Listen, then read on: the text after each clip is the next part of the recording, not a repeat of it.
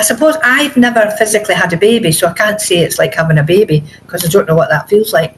But it was like opening the box, taking it out and looking at it, and that's my creation.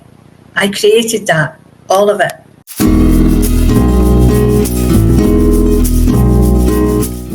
Hello and welcome to another episode of the Jo Wildsmith Pod and Passive Income Podcast. So today I'm joined by the lovely Fiona Myles, and Fiona and I go back quite a long way.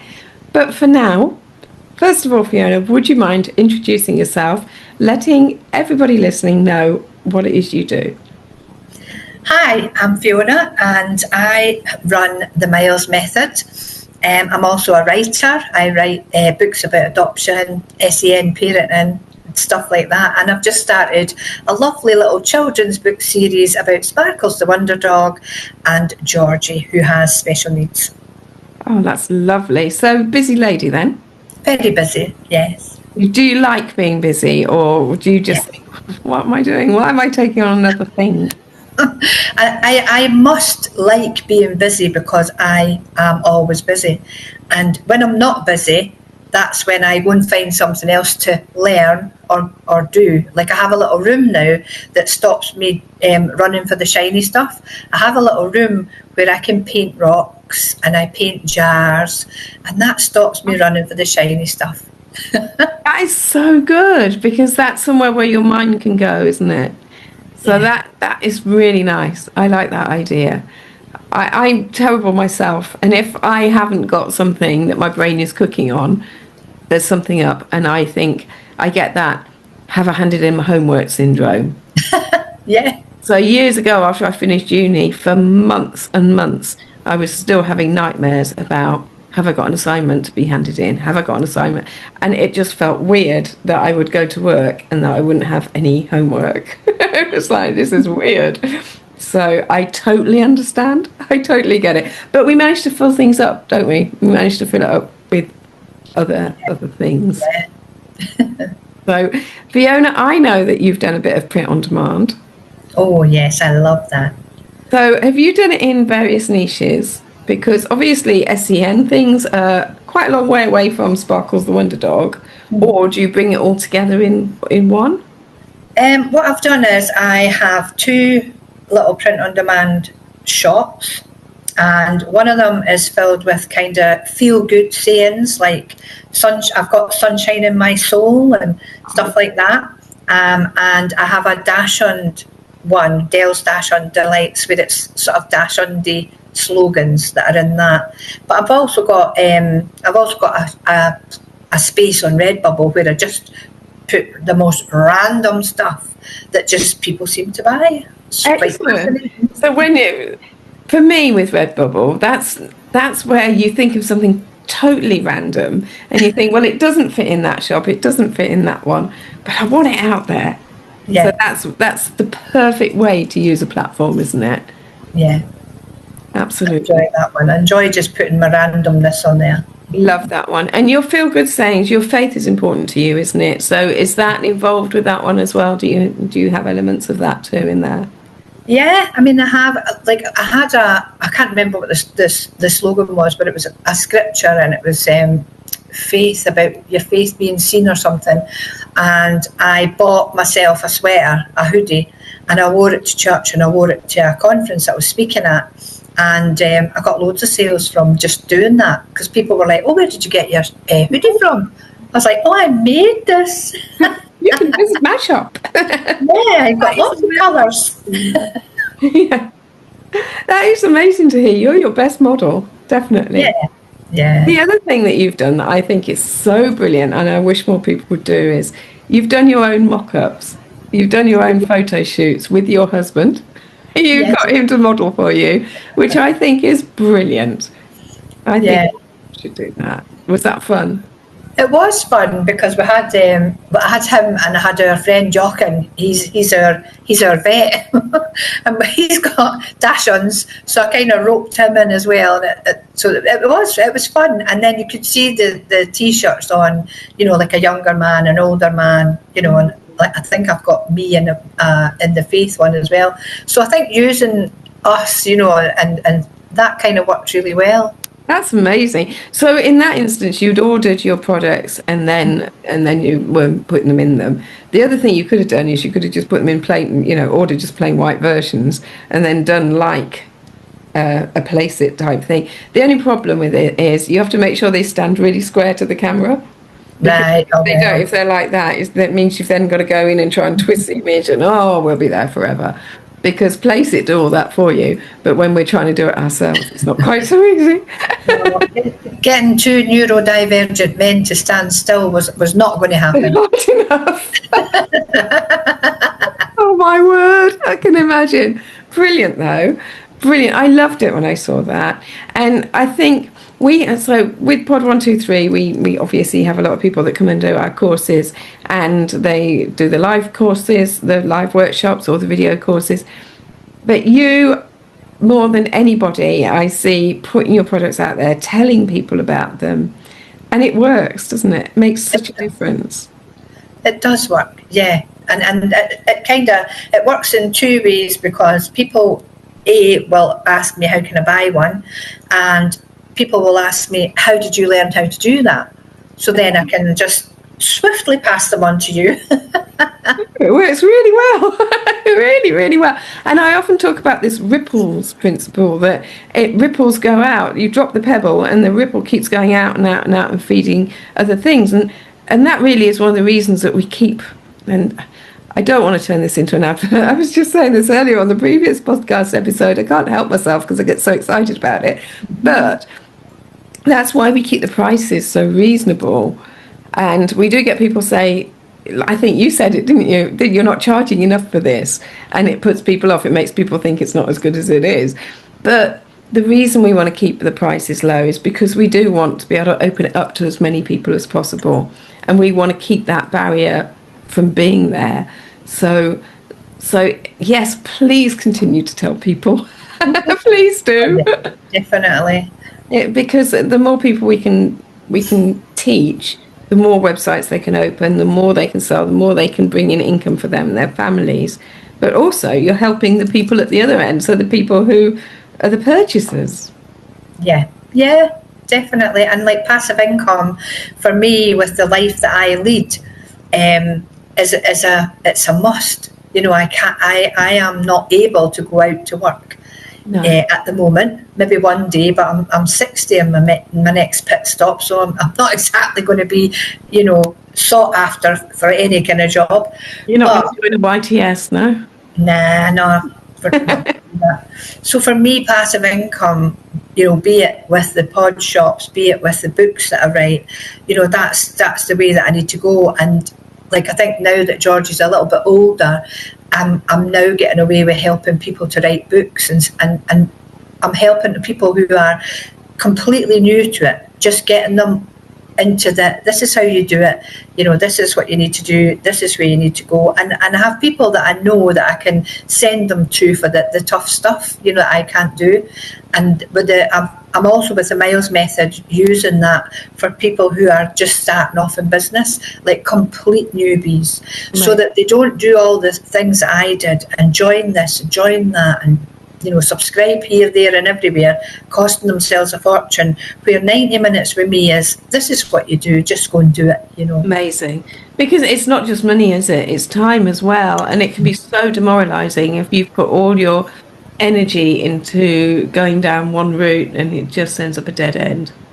Yeah, definitely. Yeah. And I think as well, I'm aiming for people like myself who are adoptees, have had a tricky background, maybe think that business isn't for them, that they can't do that because they're not good enough, they won't be able to fit the profile. And it's like, well, I'll be able to share with them my own profile and say, well, yeah, you can, and you can make a lot of money because excellent. You've got the goods. So beyond the Myles Method and beyond the print-on-demand stores, you're an author, and you're not just an author, you are a multi-author. You've got several books out there now. How many is it? I think there's 8 at the moment and 3 in the pipeline. Wow, you're prolific. And we all say, oh, I think I've got a book in me. 11. Yeah. You enjoy the process. I love it. I love it. I love it. I love it. The first book that I wrote was my own story, and that was just a friend in COVID said, you've got an amazing testimony, you need to put it in a book. And I was like, nah, nobody wants to read that nonsense, you know what I mean? But I had nothing much else to do in COVID, so I just started writing it and thought, see how it goes. And it turned into 2 books, because I've never ever wanted to write a great big book that'll bore the socks off everybody, because I get very bored very quickly with books. Mm-hmm. So I made them 2 very short books, and it just gave me the bug. When the books went out and people bought them, and I saw the reviews on Amazon, and I was like, oh, these are people that are not my friends that are reading this book and they like it and whatever. And so then, because my stuff's about adoption, I wrote Adoption Trauma. That went down really well. I mean, that just sells all by itself. Wow. I don't even really promote that very often. And then I decided to write about how it's been with me being a parent, becoming a parent at 50 to a child with special needs. All that story about that. Some of the funny stuff. That one's there's a lot of funny little bits in that. And that again sells itself. That book and Adoption Trauma are in a couple of schools in my local area as well for the staff to have a look at. Wow, so it's a useful resource as much as anything else. That is fantastic. And how did it feel that first time you ordered your first book from Amazon and it arrived in that package and you ripped it open? Honestly, it's very hard to describe, because it's I suppose I've never physically had a baby, so I can't say it's like having a baby, because I don't know what that feels like. But it was like opening the box, taking it out and looking at it, and that's my creation. I created that, all of it. Magical. Yes, it is magical. There's something magical about opening the box, and in all the books I've written that have come in their boxes, and I'm like, I take them out and I'm like, oh, it's the same feeling. It does not diminish. Really? Oh, that's great. That's great to hear.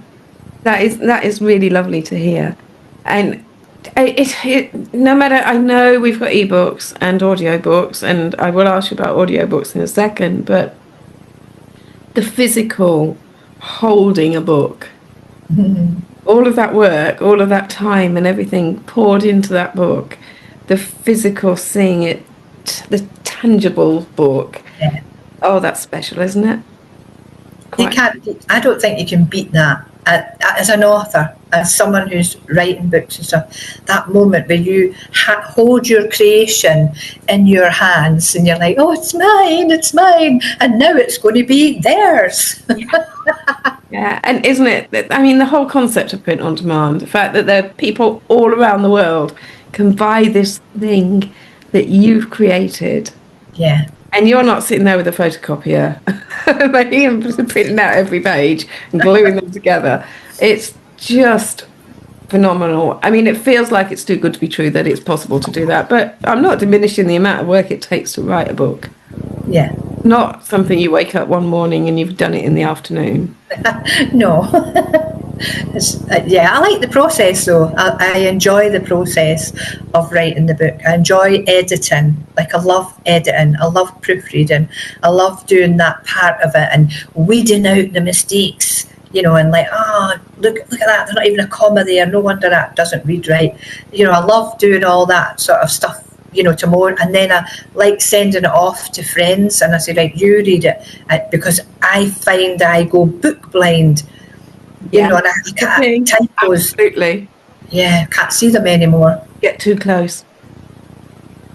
Absolutely, that is so a thing. And we touched on audiobooks just now. So you have done audiobooks. Have you done all of your books as audiobooks? Only 3 so far. Okay. Because it's a process, isn't it? But I've done 3. And what I will say on audiobooks for anybody listening, get them done because it's worth it. Really? When I look at when I get my statements from Audible, they are always higher than my KDP returns, always higher. That's interesting. That's interesting. And do you find, have you only done them on Audible, or are you across other platforms as well? I'm only on Audible because I don't have the technical ability to work the files. They are somewhere in my computer, but I wouldn't even know what to do with them. So they were all done for me and uploaded. Whereas if what I am kind of looking into now is there an easier way for me to just do it myself so that I can work out how to put it in other places? But for now, they're bringing an income in, and I'm happy with that at the moment. And besides, you've got 3 more books to write. Yeah, I do prefer I would like to get the Georgie, Me and ADHD. I'd love to get that on audiobook because I think that would read well, like those, it would read well. There's 1 or 2 of my books probably wouldn't read well, so I wouldn't bother with an audiobook for them. Is it important to you to have it in your own voice rather than having a narrator or anything else? Yes, I think so. And I think for me in particular, I know, through just looking at stuff, that the Scottish voice is quite listenable to. Yeah. And a lot of people have said that they like listening to me. So I'm like, okay. So when I because I'm doing audiobooks with the new services, so when we do find somebody that says, I don't want to speak my own book, I'll do it. you as the narrator. And I'm going to sell it as well. The Scottish voice is really lovely to listen to. And it is. It's sort of soporific, isn't it? So it's just, lovely. Lovely. I can see that because it lilts. Yeah. For me, if I'm reading something and I'm sort of an hour in, I go very monotone and I can hear it in my own voice and I think, oh, God, stop talking. You're sending your stuff. So yeah, I'm coming to you. Absolutely. I'd like to have a bank of narrators. Yeah, put my name down. I enjoy because I like reading. Don't put me down for a very long book though. Better with shorter books. I'll get bored. I've got one coming that's 150,000 words. You don't fancy that? No, I'm not doing that one. No, I think I'll do that. No. That's a long book. We're talking like Sherlock Holmes type style here, where they go on and on and on. Wow. So I love that. How long have you had your audiobooks out there? Oh, probably, I think about 2.5 years. Wow. And you would recommend that to other authors? Yes, definitely. I have a couple of clients just now that I'm working with that are writing books, and I'm talking them through their process, and I'm telling them get it on audio because that, I can't say it again. Well, I can say it again because I just have, but I always, without fail, my Audible income is always higher than my KDP, which is... That is amazing. You see, my partner never reads anything. He listens to everything on Audible. And it always is Audible, actually, with him. So he will then, if he really loves the book, he'll buy the book to have it sitting on the shelf to remind him of how much he loved it. Yeah. So, but it's always the audiobook first. Yeah. So that is very interesting. How about e-readers and e-books? Do you, as a consumer, do you like those? Not particularly, no. I don't like reading on the screen. That's not for... I don't even have a reader, like a Kindle or anything. And I have noticed that for some reason my books don't really sell on Kindle. They are all there, but that's not their buy point. People buy the physical item or the Audible. That is interesting, and I have noticed that does seem to happen. Like some books that we've done for people, I've noticed that they are absolutely fly as a paperback, but they stall as an ebook.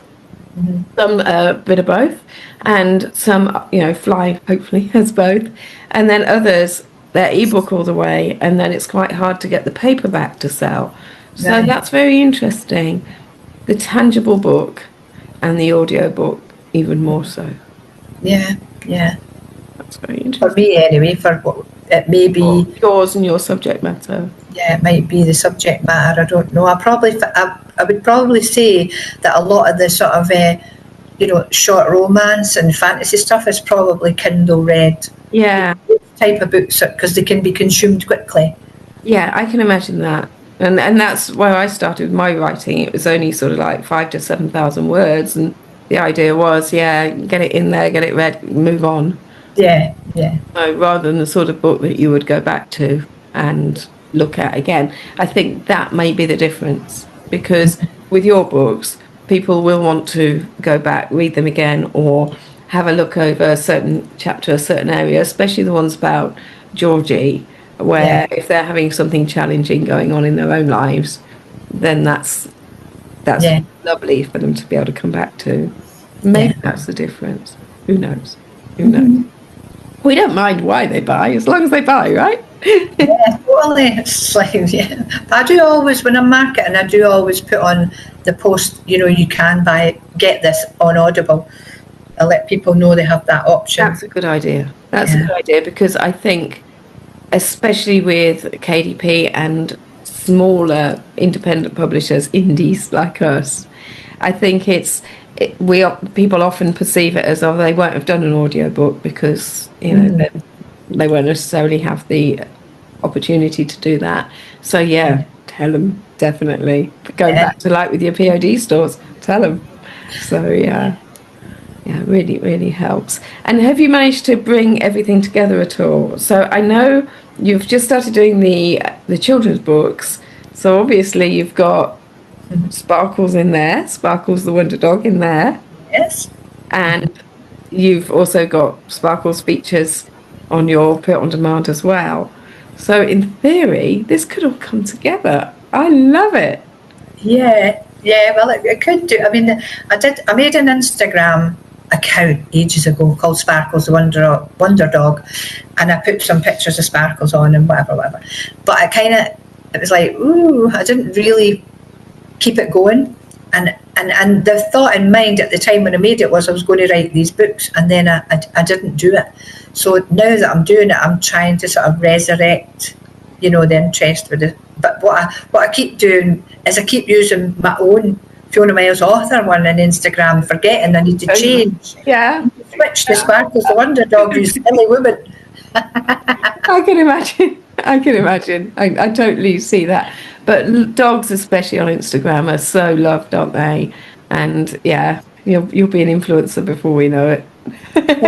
One day, I'm always saying to my sister, one day Dell will be millionaires. Is that what it's Dell's Delights? So something that I tend to forget, and I don't know about you, is this is not normal, right? So in our world, in our online world that we're on, I know lots of people who have written books. However, when I'm out in the street or in the supermarket or something, I am not surrounded by people who have written books. And actually, what you're doing is something pretty phenomenal and pretty unique. So from Georgie's point of view, the teachers at school, the people you interact with, do you find they're a bit agog when you say, I'm an author? Yeah, and that, I mean, in the beginning, when I would say, they would say, "What do you? I'm an author," and it was that kind of. I thought people would just laugh. I was like, "You're an author," but people are like, yeah. What have you written? Where is it? What kind of stuff do you write? And they're like, how do you do that? Well, I'd love to write a book. You just get that sort of I'm in awe of you kind of thing from them, which for me, it kind of blows me away because of the background I have. I'm like, why is anybody in awe of me? I'm just writing some words. Well, because it's one of those things that, as you quite rightly say, people say, I'd love to do that, but then they don't. They hold back. They think, I can't do that. Who am I to do that? So to cross that bridge, is that Sparkles the Wonder Dog? Sorry, yeah. It's nice of them to feature. A little bit of timing. Is she a little girl or a little boy? She's a little girl. Girl. Oh. So nice way to feature. You see, she's real. She's not She's real. a construct of your imagination. She is real. So, what a way for Georgie to grow up, seeing that her mom is an author. I mean, that's magic, isn't it? Yeah, it is. It's lovely. I think it's lovely that for both of us, at the end of the day, when I'm long gone, she has that legacy that is always there. It's always going to be there. Mummy's books, Mummy's story. Mummy's Sparkles' story. When Sparkles is long gone, she'll always have that little legacy of what I have put together. And some of it will help her. One day she will learn to read properly. She's got her own special needs, as you know, but she is coming on in leaps and bounds. And I believe one day she'll be able to read. Especially, she'll manage the children's books at least when she's a bit older, definitely. Amazing. That is amazing. And the other thing, of course, is she'll even, not wishing you gone, but she'll even be able to hear your voice. Yes. Yeah. Wow. Yeah. And that's a good thing about if she's not able to read it like a big book.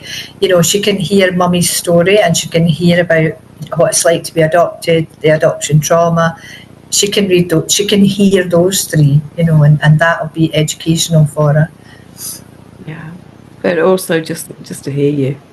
Yeah. You know how when you've lost people, this is getting quite miserable, but you know how when you've lost people and you've got an answer phone message from them, and then you lose it and you get a new phone, or you lose your voice messages or something, and it's devastating. Yeah.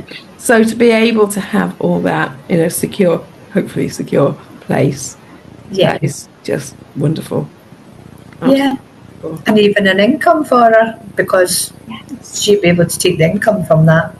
Yes, absolutely. So isn't that just amazing? We are creating legacies here. Yes, we are. Wow. And that it's looking at that bigger picture. When you're doing something like passive income, where you are making something, creating a design, writing a book, that leaves a legacy. That is yours. You created that. Your family can see that. Your family can, get the benefit of that even when you're gone. Absolutely. And I think one of the things that happens with passive income, but pod in particular, is you don't necessarily see the return straight away. And that can be demoralizing for people, and it can stop people. So, for example, you set up your website, you've done the Pod 1, 2, 3 course or the workshop, and you're really happy and excited, or you've gone on Redbubble, you put it on there, look at my wonderful products, that's amazing. No one's bought it. Oh. And then you forget about it and go and do something else. Don't keep talking about it, keep adding new products, or even if you have got a collection of products that you're happy with and you don't even want to add new products, but keep promoting it, keep talking about it, getting it to the top of Google, because and put it on Instagram and stuff, but because your customers, it's the first time they've seen it. It doesn't matter that it may have been there 2 years. It's the first time they've seen it. It speaks to them. Yeah. And they want it now. So if you don't get a sale straight away, don't think that all that work's for nothing. No, it's wasted. And I think sometimes in this world we want instant gratification. We put it out there. We think this is brilliant. Everybody's going to want it. And if it doesn't automatically go and get 100 sales straight away, we're like, that's rubbish. It's not worth it. Yeah. Print on demand isn't like that. Sometimes it's a slow burner. Yeah. It's the promotion though, Jo, definitely the promotion. And I'm in a little WhatsApp group with some podders, Pod 1, 2, 3ers, and with the promote, I was kind of going to make the point that yes, you do have to show people it once a week, twice a week, whatever, because at the end of the day, KFC is a huge operation. Everybody knows KFC, but they've just done a massive promotion because there are people who have not heard about KFC. So, even them in their hugeness promote and put out adverts and do billboards and whatever. So if they need to do it, then we need to do it for our little designs. Simple as that. Absolutely. Even McDonald's. I mean, how iconic is McDonald's? We all know about McDonald's, but they're still advertising. You are exactly right. Yeah. Absolutely. And I mean, I do have like little secret stores and I have print on demand in places that I never talk about, but it is there. And every now and again, I do get an order from it. And it took me a couple of hours to set up. So why would, there's no point me deleting them now. No, I might not, I'm not into whatever it was anymore, or maybe it's stuff that I'm not, I think is okay, but, I've learned a lot more about how to put my designs straight and things like that. Yeah. Or in the middle and things like that. But I don't want to take it off. It's there. Just leave it there. That's fine. But the stuff that I'm actively promoting is obviously always going to bring in more business. It's just getting eyes on it, isn't it? Yeah, and it's just having a plan, have a marketing plan, and if that marketing plan is just as simple as show your audience that once a week, simple plan, and make sure you give them the link. Yeah, always do that. And how long does that take? Just doing it once a week. Doesn't take long. It really doesn't take long. It's setting up. My phone goes off almost all day. Little reminders. Yeah. Right. You need to go on Instagram for Sparkles the Wonder Dog. You need to go on Facebook with us. You need to do that. And it's marketing stuff, because marketing is something that we just forget about so quickly. And we think, oh, we've done it, it's there. But we don't think that we need to tell people about it, but we have to, because they are very unlikely to just randomly find your design. Absolutely. When I started doing print on demand 15 years ago, everything was smaller. The internet was smaller, and then it felt busy. But now you think every time you create something, every time you do anything, there's more and more stuff going out there, and you're just one person, and there's all these other people, and more countries are getting like bigger internet presences, and so absolutely you need to tell people, definitely. And something like dash unrelated stuff, I mean, I've got half one for a start. He's not like in formaldehyde. He is crossbreed. But so they are so recognizable. Everybody loves them. My partner, my Ian, when Ted visits the Rainbow Bridge or whatever they call it, sorry Ted, he's like, oh, can we get a dash hound?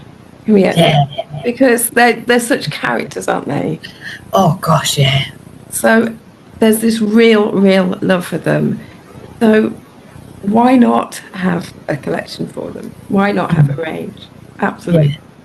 And I'm in a huge dash hound group, and I got in that group and I started interacting with some of the posts. Didn't mention about my shop, nothing. I've got a dachshund, here she is. Oh, look at your dachshund, it's beautiful. Oh, I put pictures up. Oh, this is Sparkle's doing this, Sparkle's doing that, and whatever. And then after a few months of interacting, on a Tuesday, they have a Tuesday trader post, and I just flopped a design in there, and got a couple of sales. So every so often, when I remember about Tuesday Trader, I put a couple of pictures in there. Lovely. And you're not like putting them everywhere all the time to annoy people. You're doing it when they ask, because you can. With one of our groups, we have somebody that occasionally will just put something in randomly, and I'm like, no, I won't let that post go through, because that's not fair on the audience. But when it's a thread, do it. Absolutely. Yeah. Why not? Why not? Yeah. And it's so funny. My sister has a French bulldog, and I wanted to get her a present, so I got her husband to send me a really nice picture of her face. Keddy, she's called, Turkish for cat. Right. Great. Irony for you. So I decided with her husband's help that she'd get a phone case. So I found out what size phone it was and did it on print on demand. But I left the design up there after I'd given it to her, and she was delighted with it. I left the design up there, and she was happy for me to do that. And it sells. It still sells, even though for Lucy, my sister, it was because it's her dog. That's why it's so special. For other people, it's, I really love French Bulldogs. Or my auntie's got a French Bulldog. Oh, look, that's a lovely grey one. Let's take a picture of that. Let's buy that one with that picture. Yeah, it is. It's so cool. So cool what you can do. I do love print on demand. I do love my little pod shops. Yeah, the concept's incredible, isn't it? So you would recommend print on demand? Yeah, definitely. You know what? Whether it's for the reason, like for myself, because I can't really get out to earn money, or whether it's just as a sideline income, which, you know, nobody's going to knock away free money, really, you know, because once you've learned how to do what you need to do to get your stuff up there, that's it, really. There's no investment after that. No. You know, just a bit of time, you know, and if you're like me and you can box off that bit of time, you know, even say to Alexa, sometimes I'll tell Alexa, give me a 20-minute timer, and I'll sit down and I'll design something, I'll upload it, done it in 20 minutes. That's now for sale, 20 minutes out of my day. It's so amazing, isn't it? And I don't know if you've ever played with custom printing or had a go yourself. That is so different. It's so different. It's like 20 minutes you're still sort of trying to figure out how to get the machine on, or why isn't the heat press heating up, or how I've burnt myself, or all of these things. It is, I mean, it blows your mind. And the industry is growing so rapidly, and it's better for the environment as well. We haven't got piles and piles of printed t-shirts that aren't selling, that are being chucked in landfill. We're not, I mean, obviously with Pod 123 it's slightly different because we have just one printer based in Belfast. Yeah. But if you're doing something like Redbubble, they've got print facilities all over the world. So they're not flying stuff by air freight. It's and KDP as well, and all the other book print on demand services that you can do. I just love it. And I love also the Audible and the audio books in general mean that doesn't even have to be just print on demand. Yeah, it's amazing. It's almost content on demand. Maybe we should call it COD. No, don't call it COD. There's something fishy about that. Oh, that's brilliant. God, because with Pod 123, like Marie says, it's not actually just printing. There's embroidery as well. There's etching. They do etching on glass and on wood. So yeah, but you can't have EOD. That just sounds weird. No. Pod 123 is fine. Yeah, she says merch on demand, which is mod. I'm like, oh no, going back to the scooters, black and white and that. So yeah, no. But anyway. Thank you so much. Please do give me your links to be able to add to the bottom of the podcast, because after listening to this, I know people want to get in touch with you and want to have a look at what you're doing. And of course they will. And have a listen as well. Yeah. Digest your books audibly. Brilliant. Thank you so much for having me. Oh, you're absolutely welcome. I always love a catch up with you. And no doubt we'll carry on jabbering after I stop pressing record as well. So Thank you very much, Fiona. It's been an absolute pleasure as always. Brilliant.